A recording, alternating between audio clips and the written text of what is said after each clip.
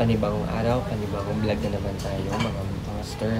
So, ngayong araw po, hindi po muna ako mag-vlog kasi nga ay namatay na po yung lola ko, nanay ng tatay ko. So, bago po siya namatay, sinabi niya sa akin na pwede ko daw siya isama sa vlog ko. Then sinabi ko, sige, isasama kita sa vlog ko. Pero, hindi yung mga kakulitan. So, isasama ko na siya sa vlog ko, yung going check up kami. So, ito na, me, alam ko hindi mo na ito mapapanood, pero alam ko na alam mo na gaano ka namin kamahal. So, I love you, me. Rest in peace. Panibagong araw, panibagong vlog. Just keep on watching. So, ngayong araw ay maaga kami umalis dahil may follow-up check-up ang lola ko, nanay ng tatay ko. Dito nga ay kailangan ni mami mag-laboratory exam before siya pupunta sa x-ray. Bali, dinala namin siya nung last night sa bago check-up niya dito sa sanitaryo. Kasi nga, napakasakit ang paa niya, namamaga, at hihirapan maglakad.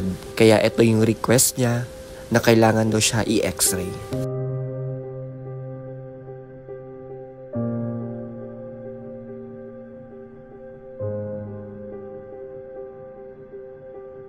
At halata naman sa itsura namin ay walang ligo ito. Toothbrush lang, tamang kain, tamang puna sa muka, okay na to.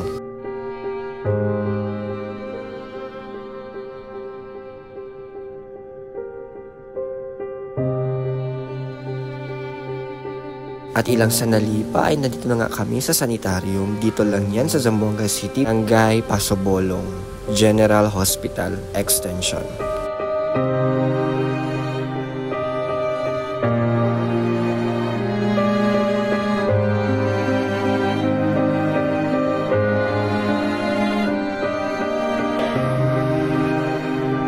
At ilang sandali, andito na nga kami sa laboratory, ayan. At syempre, first kukuha siya ng urine examination.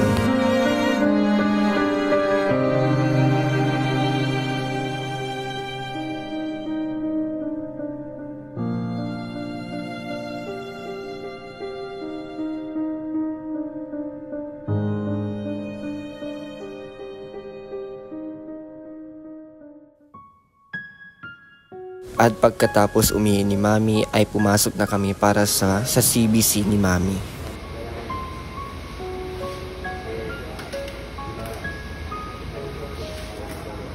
After namin sa laboratory, ayan, umuwi na para mag-nebulize si Mami. Na hindi namin inaasahan na ang last na ito ay may dudulot ng kalungkutan sa amin mga puso.